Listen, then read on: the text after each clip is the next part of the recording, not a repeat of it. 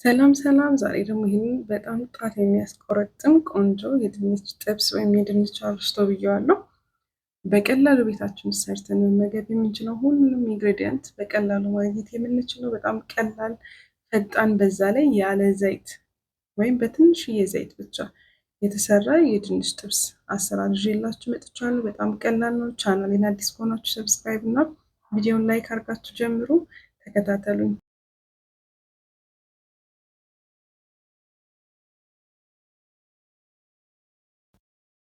እሺ ወደ አሰራሩ ስንገባ እዚህ ጋር ተልጦ የተዘጋጀ ድንች አለ። እሱን መጠኑን እንቀንሰዋለን። በርበሬ፣ የጥብስ ቅጠል፣ ሽንኩርት፣ ነጭ ሽንኩርት፣ ያላችሁን ቅመም፣ ቃሪያና ጨው ነው የምንጠቀመው። ከዛ ድንቻችንን በዚህ መልኩ አነሳ አነሳ አድርገን እንቆራርጠዋለን። ድንቹ በሹካ ቢወጋጋ ጥሩ ነው። በደንብ መታጠብ አለበት፣ ምክንያቱም ልጣጩን ስለማናነሳው። እናንተ ከፈለጋችሁ ማንሳት ትችላላችሁ፣ ግን ሞር ከነ ልጣጩ ሲሆን በጣም ቆንጆ ነው። ሳይዙን በዚህ መልክ እያደረጋችሁ ሁሉንም ቆራርጡት እና የተወሰነ ያህል በሹካ ብትወጋጉት አሪፍ ነው። የምናደርገውን ቅመማ ቅመም ወደ ውስጥ ምጥጥ አድርጎ እንዲይዝልን። አዲስ ከሆናችሁ ቻናሉን ሰብስክራይብ፣ ቪዲዮን ላይክ እንዲሁም ሼር ብታደርጉለት የሚጠቀም ፋሚሊ ካላችሁ ሼር እያደረጋችሁ ተከታተሉኝ። በዛውም ሀሳብ አስተያየታችሁን ኮሜንት መስጫው ላይ አስቀምጡልኝ። ድንቹን በዚህ መልክ አርጌ ካዘጋጀው በኋላ ወደ መቀመም እንሄዳለን። እኔ የተጠቀምኩት ኦሊቭ ኦይል ነው። እናንተ ያላችሁ ማንኛውም የአትክልት ዘይት መጠቀም ትችላላችሁ። ከዛ በርበሬ ያደርጋለሁ። እዚህ ጋር ልጆች ስለሚበሉ ነው እንጂ ሚጥሚጣም መጨመር ይቻላል። ከዛ በርበሬያችንን ጨምረን በደንብ እንቀላቅለዋለን። ሶያ ሶስም ካላችሁን ያጋጣሚ ጨርሼ ነበር። ሶያ ካላችሁ ሶያ አሪፍ ነው፣ እሱን አድርጉበት።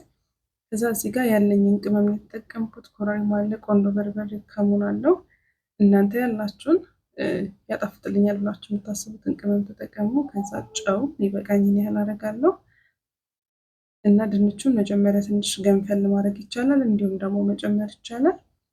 ከዛ በዚህ መልኩ አድርጌ ካዘጋጀሁኝ በኋላ የቆራረጥኩትን ድንች ጨምራለሁ። እንዳያችሁት በጣም ፈጣን ቀላል የሆነ አሰራር ነው ይዤላችሁ የመጣሁት። በእጃችን መቀላቀል ወይም የምግብ ስንሰራ የምንጠቀመውን ግላቭ አድርገን መቀላቀል እንችላለን። እንዲሁም ደግሞ በዚህኛው መቀላቀል እንችላለን።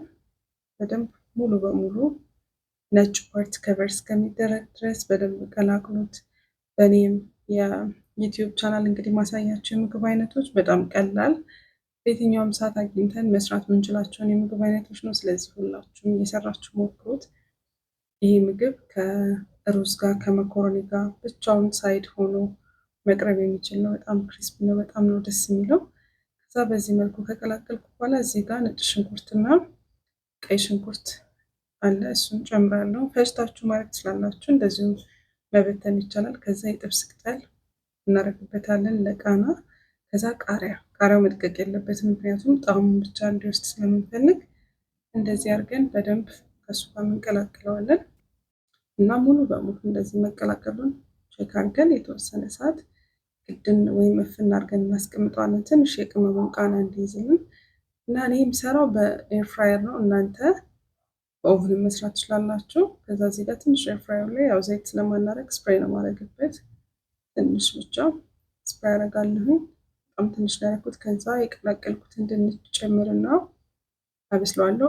ኤርፍራየር የግዴታ አይደለም፣ ኦቭን ላይ አድርጋችሁ የኦቭን ፓትራ ላይ አድርጋችሁ ማብሰል ትችላላችሁ። ከዛ ኤርፍራየር ላይ እንደዚህ በደንብ ዘርጋ አድርጌ አስገባዋለሁ። ከዛ በ200 ዲግሪ 20 ደቂቃ ብቻ ነው የሚያስፈልገው። 200 ዲግሪ ሴልሲየስ ነው ያደረኩት። ከዛ ከ20 ደቂቃ በኋላ መተን እናየዋለን። ገና ነው፣ አሁን 17 ደቂቃ ይቀረዋል። በየመሀሉ እየመጣ ያለው አንከፍተውም። ከ20 ደቂቃ በኋላ ስንከፍተው በደንብ ኩክድ ሆኗል። እዚህ ጋር ጨለም ያለ ስለሆነ ወደ ብርሃን ውስጥ ያሳያችኋለሁ። በጣም ቆንጆ ሆኖ በስሏል። እንዲህ እንደምታዩት ደረቅም ብሏል። አልበሰልም ብላችሁ የምታስቡ ከሆነ የተወሰነ ደቂቃ መጨመር ትችላላችሁ። አይታችሁት ዛሬ ሳየው ሙሉ በሙሉ በስሏል። እዛ ሁሉንም ቼክ አድርጌ አወጣዋለሁ። በጣም ቆንጆ ነው። በዛ ላይ ጤናማ ነው። በዘይት ከምንሰራው ወይም በዘይት ከምንጠብሳቸው ምግቦች በጣም ጤናማ ነው። ፋይናሊ ወደ ማቅረቡን የሄድኩትኝ እኔ ዝም ብዬ እንደዚህ ዲኮር አድርጌ ያቀርበዋለሁ። እናንተ በፈለጋችሁት መልክ አቅርባችሁ አጣጥሙት። በጣም ጤናማ የሆነ ከድንች ብቻ ልናገኝ የምንችለው ቆንጆ ጤናማ የሆነ የምግብ አሰራር ነው። ከወደዳችሁት ቪዲዮ ላይክ፣ ቻናሌን ደግሞ ሰብስክራይብ፣ እንዲሁም በዚህ ጾም ብትሰሪልን አሪፍ ነው ብላችሁ የምታስቡት የምግብ አይነት ካለ እሱን አስቀምጡ። ሳይድ ላይ እኔ ያደረኩት የሚያቃጥል ነገር ብዙም ስላልነበረው ሚጥሚጣ፣ ኦሊቭ ኦይል እና ትንሽ ሎሚ አድርጌ ነው ያዘጋጀሁት። እናንተ ከከቸፕ ጋር ከተለያዩ ሶሶች ጋር አድርጋችሁ መጠቀም ትችላላችሁ። እሺ በመጨረሻም እንደዚህ አድርጌ አቅርቤዋለሁኝ። ትንሽ እዚህ ጋር ለዲኮር እንዲያምርልኝ የጥብስ ቅጠል አድርጌያለሁ። መጀመሪያም ስጠብስ አድርጌያለሁኝ። አሁን ለማሳመር ብቻ ነው የተጠቀምኩት እና በጣም ቆንጆ ነው። ሁላችሁም እየሰራችሁ ሞክሩት። ውስጡ በጣም ነው ደስ የሚለው፣ በጣም ነው የሚያምረው። በየቤታችሁ በቀላሉ መስራት የምትችሉት ምግብ ነው። ኢንጆይ ዘ ቪዲዮ። ኔክስት ቪዲዮ ላይ በሌላ ምግብ አሰራር እስከምንገናኝ ደህና ሁኑ። አመሰግናለሁ።